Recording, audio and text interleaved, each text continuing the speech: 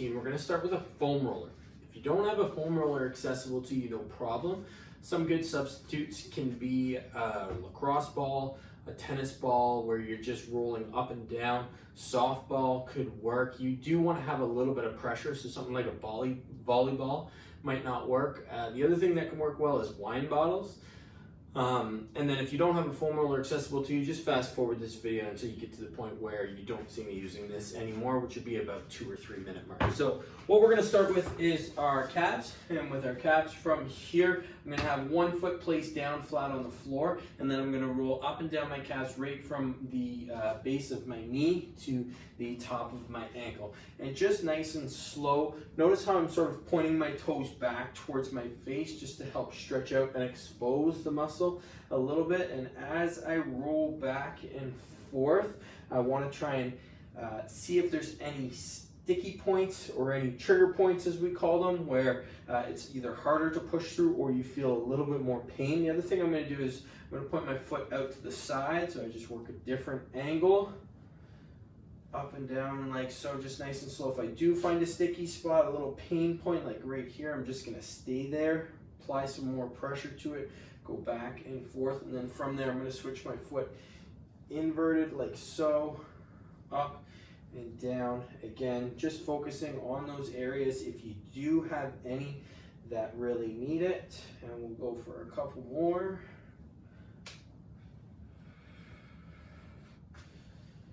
And all right, we're going to switch to that other side, same idea. Just rolling up and down, pointing those toes towards my face as best as possible to expose my calves.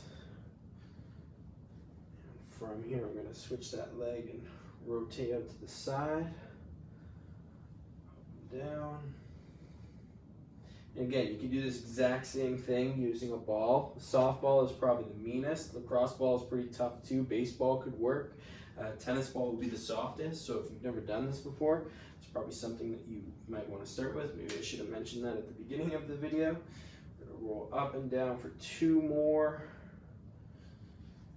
And from here, the other target point in this little kin stretch workout is going to be our hip flexors. So our calves and our hip flexors, 2 areas that often get really tight, specifically through sitting, wearing high heels, or activities such as running.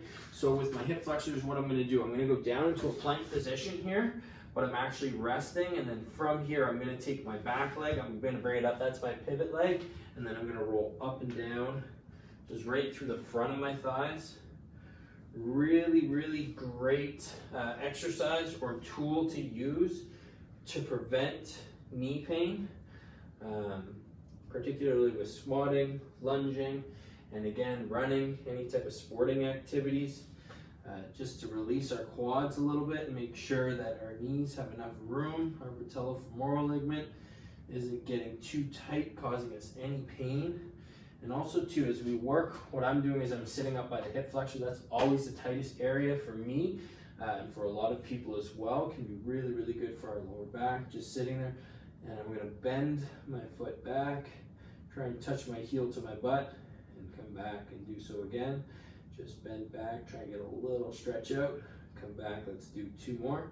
Bend, try and bring that heel to your butt, maybe move to a different area with the roller.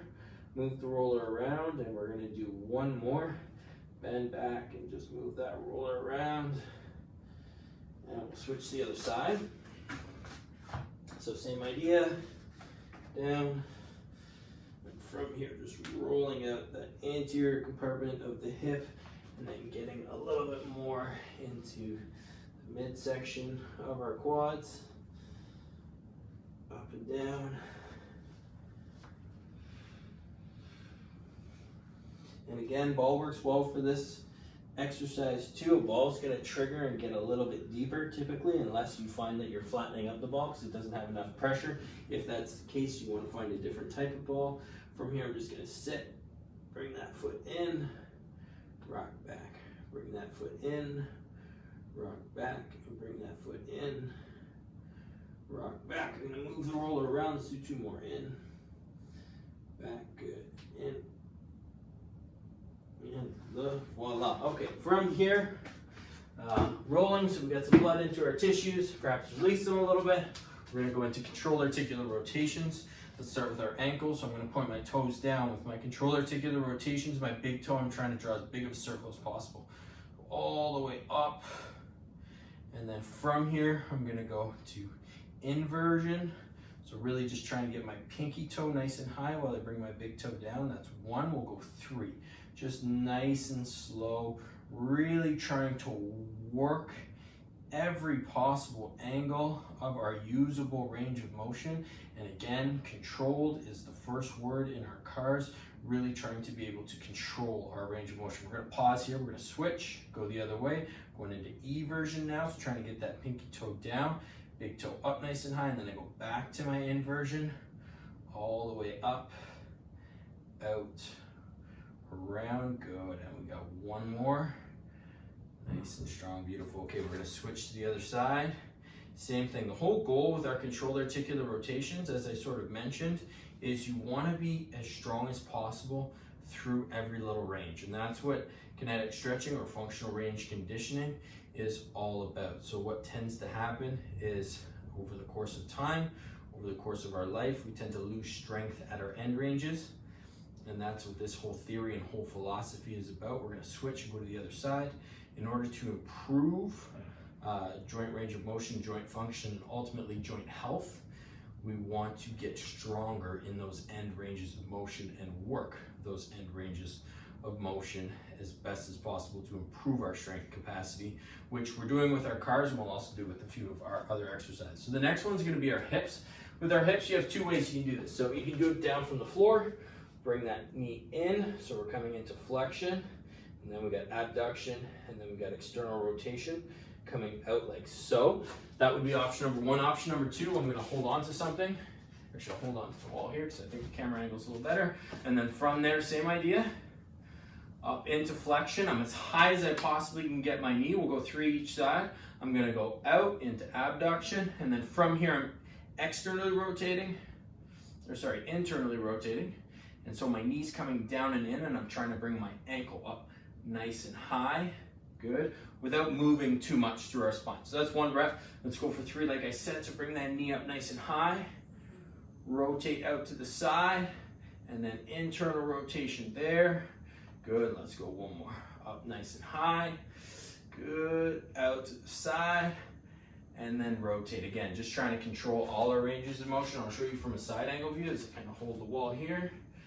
Up, out, and then rotation, feeling that all through my glutes and my hip flexors. So again, just trying to work these muscles, strengthen them at our end ranges, nice and strong. 2, good, and 1 more. Let's go nice and strong. Up, all the way out, good, and 3. Okay, we're gonna go down into our kneeling shoulder stretch. So what we do here, 90 degrees, kind of down in a lunge. From here, I'm going to take this leg, bring it out 45 degrees, and then you're going to see this back shin is pointing straight. I'm going to angle it inward, so I kind of rest on that foot, and then I'm going to lean forward here. And as I'm leaning forward, I'm going to apply some pressure and some of my weight into my shin, front of my leg. And what we're going to do is, again, we're just stretching out our end ranges of motion here, but in order to improve range of motion, improve joint function, improve joint health, we have to get stronger in our end ranges. So we're going to do some isometric contractions at our shortened end range and our lengthened end range. Lengthened being our Achilles here. So I'm going to hold. Let's take 3 deep breaths in. So breathe into your stomach. And breathe out. Each breath, just try and sink a little deeper into that stretch. Little breath in. Breath out. And 1 more little breath in. And breath out. Okay, now we're going to do those isometric contractions, try and strengthen our end ranges. First contraction we're going to do is we're going to pull our shin to the floor. So from here, and I'm going to build and ramp that contraction. So we go 20%, 40%, 60%, 80 to 100%.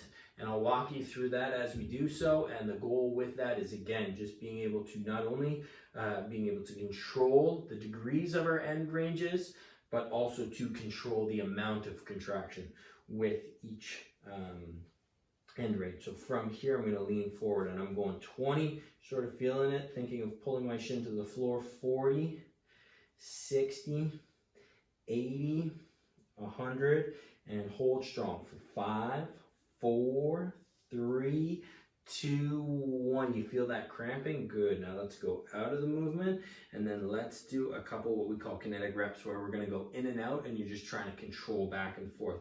So I'm going to control down, pull my shin to the floor, and then from here I'm going to gas pedal my foot down, push away, feeling that nice and strong through my Achilles. We're going to do 3 reps. I'm going to pull forward, again, nice and strong into that end range, and then I'm going to gas pedal away with the floor. And then we got 1 more. Pull forward, nice and strong. Good, and gas pedal away. Beautiful, and let's switch sides. Same thing. Excellent exercise here, this kneeling soldier stretch we have our pails and rails contraction. That's the one where we kind of hold it, ramp up from 20 to 100, and then we have our kinetic reps. But excellent exercise to help to maintain not only proper walking, gait, make sure that you're getting enough ankle dorsiflexion, so just continue to take those breaths in. Really good for running, making sure that you're running properly, really good for getting you deeper into your squats. A lot of good things going on, and if you are someone who tends to wear high heels a lot, this is definitely an exercise that you want to be doing more. If you're someone who finds you have bunions forming, typically that's partially due to a lack of ankle range of motion and your feet are overpronating, so you're getting a little bit of pressure right on the inside of that big toe. So doing exercises such as this, really great. We're going to do our pails and rails contraction. So 20, 40, 60, 80, 100. Let's start with 20, driving my shin to the floor. 40, 60, 80, and 100. Pull down nice and strong. Hold tight for 10, 9, 8, 7, 6, 5, 4, 3, 2. Hold it nice and tight. Good, release, and let's go for our kinetic reps. So I'm going to pull forward, shin strong. Good, down, knee over top of the toe, and then I'm going to gas pedal away with the floor, and then I'm going to pull down nice and strong. Good, holding, and I'm going to gas pedal away as best as I can, and pull down nice and strong, all the way as deep as you can. Hold it. Good, and then gas pedal away. Very, very good. Okay, so this next stretch is going to be for our hip flexors. It's a bit of a grueling one. It's what we call a couch stretch, and we're going to do it in pails and rails as well. So if you're close to a couch, if you have a chair, awesome. You can also use a medicine ball. You can even use your foam roller and just have that leg back up. Basically, the higher this foot goes, the more we're going to stretch out our hip flexors, particularly rectus femoris. When it often gets really, really tight, can often pull us forward into an anterior tilt, which is something that I deal with. So this stretch is great for that, but the really important thing when you're doing this stretch is that you're not overextended and you're stretching out in a suboptimal position. You have to make sure you're in a perfect position. So depending on how high I bring that back leg will essentially determine that. And then in worst case scenario, just hold and keep your glute nice and tight. Feel a little bit of a stretch in the front here. What I'm going to do is I'm going to pop my leg up into my rack so long as I can make it comfortable, which I'm sure I can. And this is why it's called a couch stretch, because you can do it right close to your couch, like so. I got my rack, and then from here, so I'm nice and straight. I'm going to keep my core engaged a little bit, but I'm nice and neutral from my head down to my knee. I'm feeling a massive stretch throughout the anterior component of my hip. And then from here, let's just take our few breaths in.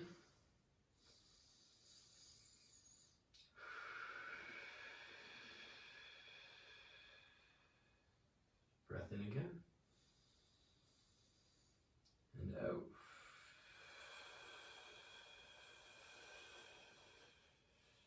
Breath in again. And out.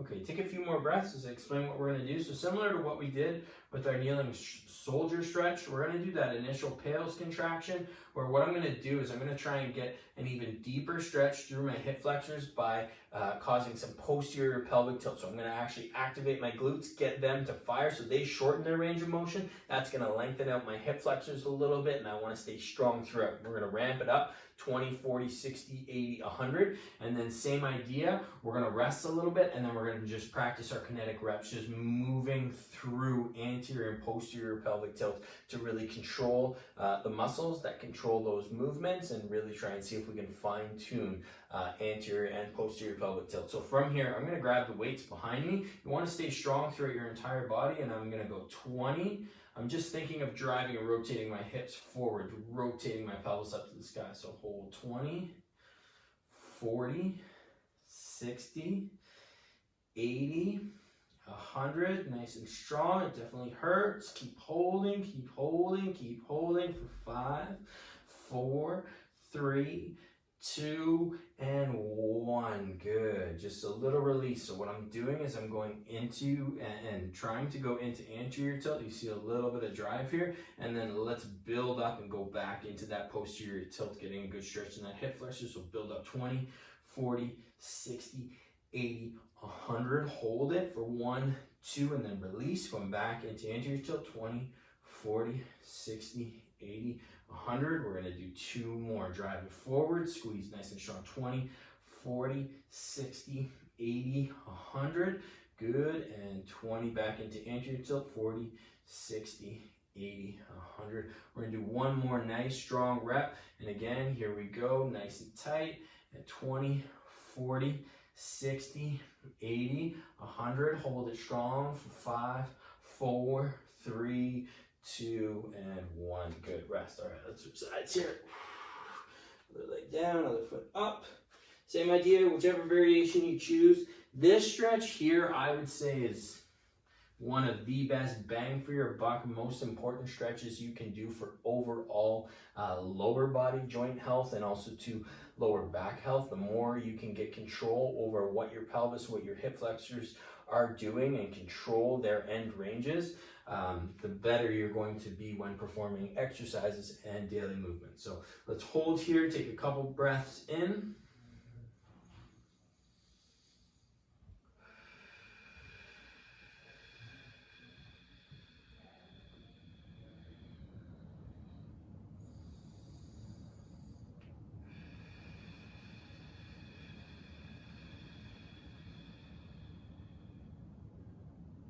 One more deep breath in, breathing right into my hip flexor.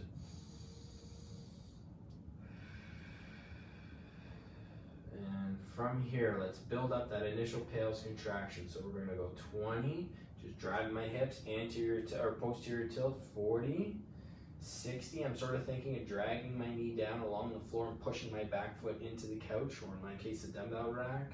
80. 100. Here we go. Hold nice and tight, nice and strong. Keep squeezing for 10, 9, 8, 7, 6, 5, 4, 3, 2. Good. And little break. And from here, we're going to go back in. So I would say if my pelvis is at this angle right now, I'm going to go into that posterior tilt and just 20, 40, 60, 80, 100. And then I'm going to relax 20, 40, 60, 80, 100. And then we'll do the same thing. Ready? And here we go.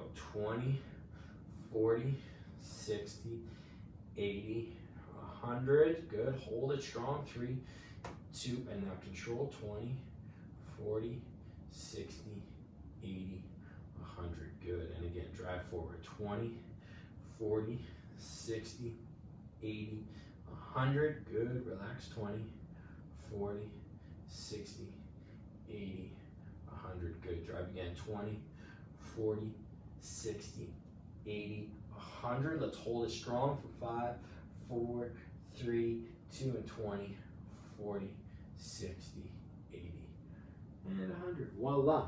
So 2 really great stretches. Foam rolling to start, kind of get some blood flow going in there, and then we have controlled articular rotations, just work and control our end ranges of motion, and then from there we're going to build on top of those end ranges of motion. So once we kind of wake things up, now we're going to go into our soldier stretch. I can't say that word properly. or our couch stretch and do so in a way where we're not just stretching and holding a stretch, we're actually learning to control our end ranges of motion and build strength through isometric contractions in those end ranges of motion. Good luck, enjoy, and again, I highly recommend if you get benefit out of these exercises, which I know everyone will, but some more so than others, to repeat them continually 2, 3, 4 times a week.